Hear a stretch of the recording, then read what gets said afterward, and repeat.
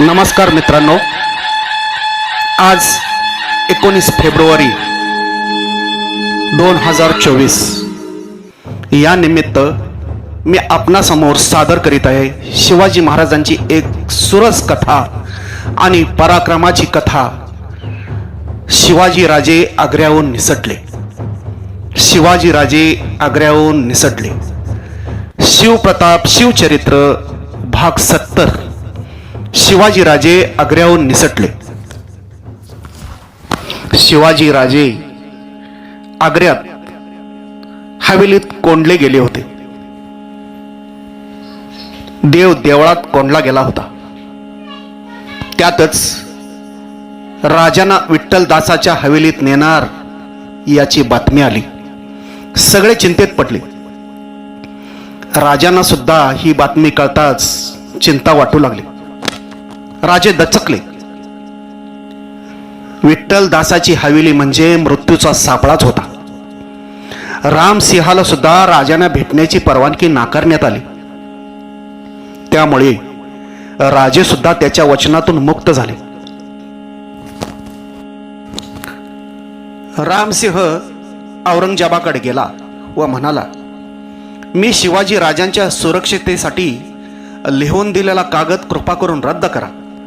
मी आणि शिवाजी हे दोघे बादशाचे नोकरच आहोत।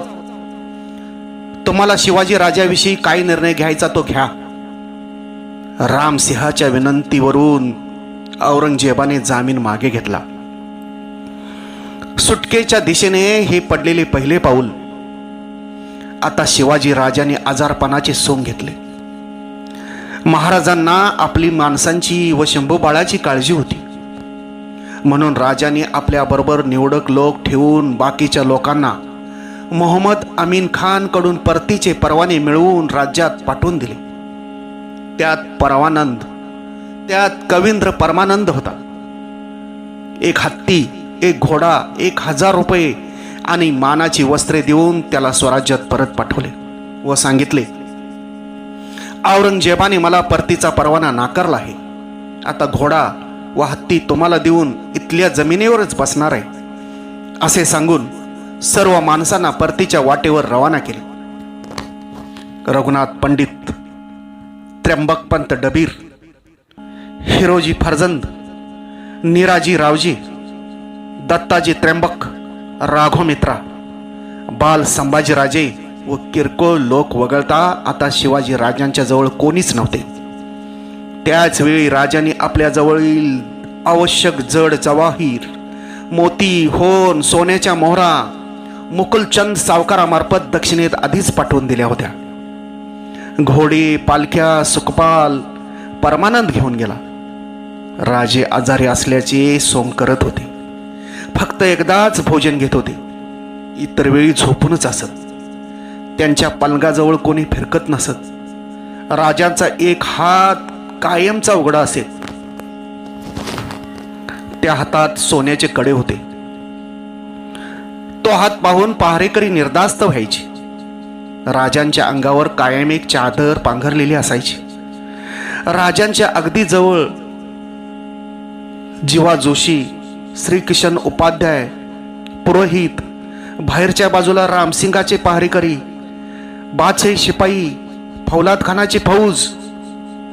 16 ऑगस्टला शंभूराजे रामसिंगाबरोबर औरंगजेबाकडे गुजरातीत गेले होते। तेव्हा त्याने शिवाजीला मनसब स्वीकारण्यात सांग असे सांगितले। शुक्रवार 17 ऑगस्टचा दिवस उजाडला। राजे आजारी होते। त्यासाठी मथुरेचा ब्राह्मण फकीर यांना मिठाई वाटली जाणार होती। हा मुजऱ्याचा दिवस, सुट्टीचा दिवस होता। बाजारपेठा व दरबार बंद होता। दुपारपासून मिठाईचे पेटारे भरण्यास सुरुवात झाली। राजाजवळ हिरोजी, शंभूराजे व एक नोकर इतकेच लोक होते।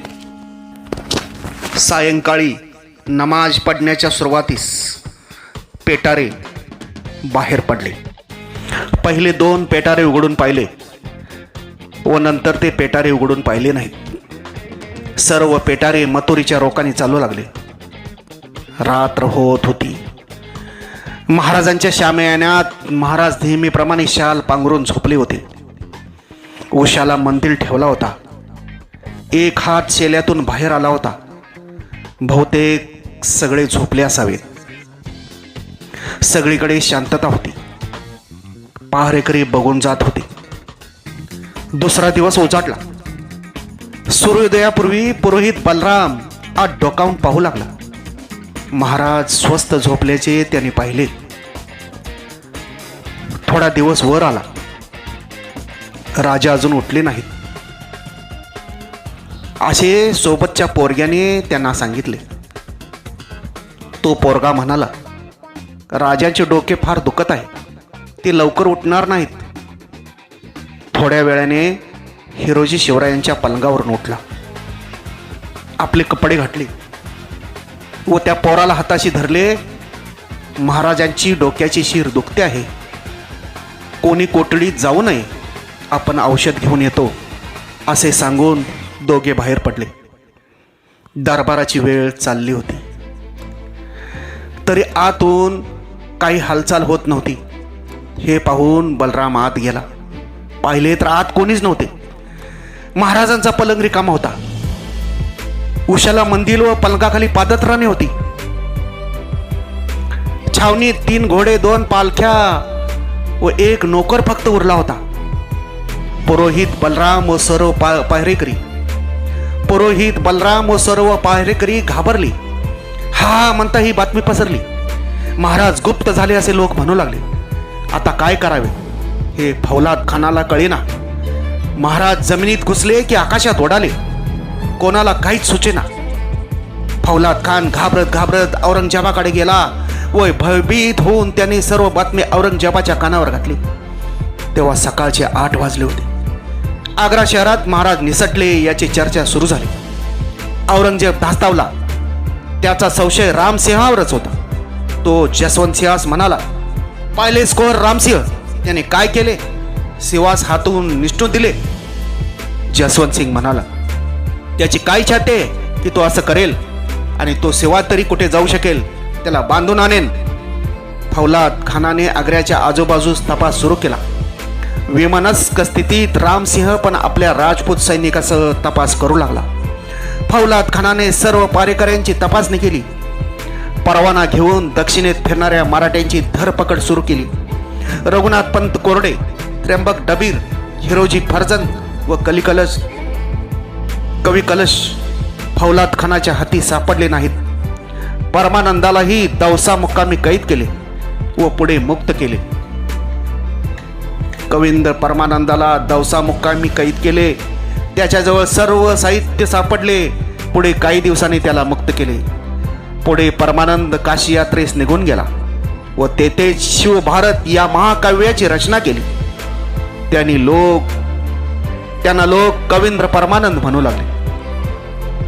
आग्र्यातून पेटारे बाहेर पडल्यानंतर निराजी पंत, दत्ताजी पंत, राघव मित्रा ताज्या दमाचे घोडे घेऊन उभे होते. त्या घोड्यावर बसून राजे मथुरेकडे दौडत सुटले. आग्रा ते मथुरा ही 40 मैलाचे अंतर. राजे शनिवारी पहाटे मथुरेत पोचले. मथुरेत काशीपंत नामक रामन राहत होता. मोरोपंतांचा मेहुणा, त्याची बायको लक्ष्मीबाई ही मोरोपंतांची सख्खी बहीण. त्यांच्या मुलाचे नाव होते कृष्णाजी पंत. निराजी पंत काशीपंतांना सर्व वर्तमान सांगितले. आपण देशात आपल्या राज्यात जाऊन पोहोचलो म्हणून तुम्हास पत्र व जासूस पाठवतो. तुम्ही राजपत्र घेऊन सर्व बंधू आपल्या कुटुंबासह येणे. तुमचे सर्व प्रकारे वर्जित करू, बक्षीस देऊ. मात्र मथुरेतून महाराजांनी निराजी पंत, राघव मित्रा म्हणजेच राघोजी थोरात, दत्ताजी पंत व महाराज असे 12 वैराग्याचा वेश धारण करून बाहेर पडले. बाजी जेदे मागेच थांबले होते. मथुरेहून यमुना स्नान करून त्यांनी काशीचा रस्ता धरला. काशीपंतांचा मुलगा कृष्णाजी बरोबर होता. आग्रा ते मथुरा 40 मैल मथुरा ते काशी, अलीगड, अलाहाबाद मार्गे फतेहगड 400 मैल किंवा काशी अंबिकापूर 180 मैल, अंबिकापूर ते रतनपूर 100 मैल, रतनपूर ते रायपूर 200 मैल, महादेवपूर ते विजापूर रायगड 500 मैल, असे सर्वसाधारण 1500 मैलाचा प्रवास करून राजे राजगडी परतले. दिनांक 20 नोव्हेंबर 1666 राजे राजगडावर आले. राजे गडावर आल्याचे पाहताच सर्वांना आनंद झाला. शिवाजी राजांनी जिजाऊंच्या चरणावर डोके ठेवले. ते समयी जिजाऊंनी त्यांना ओळखले नाही. डोक्याची टोपी काढली तेव्हा ओळखले. मोठा धर्म केला. तोफा वाद्ये वाजली. सर्वात समाधान झाले. सर्वांनी संतोष करून खुशाली केली. गडावर साखरा वाटला जाऊ लागल्या.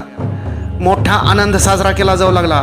राजे औरंगजेबाच्या पिंजऱ्यातून निसटले. त्यानंतर महिन्याने संभाजीराजे, कृष्णाजी पंत, त्यांच्या मातोश्री, मामा काशीपंत, त्रिंबक पिंगळे, बाजी जेदे गडावर पोचले. पुत्र भेटीसाठी राजांचा जीव टांगणीला लागला होता. शिवाजी राजांनी कृष्णाजी पंत यांना विश्वासराव किताब दिला. प्रत्येकी 50,000 रुपये बक्षीस दिले. 1,00,000 बक्षीस दिले. निराजी पंत, त्र्यंबक पंत, दत्ताजी पंत यांनाही नवाजले. हिरोजी पंत, त्र्यंबक पंत, रघुनाथ पंत आग्र्यात अडकले होते. आता राजांचे लक्ष त्यांच्याकडे होते. पुढील भाग यानंतर.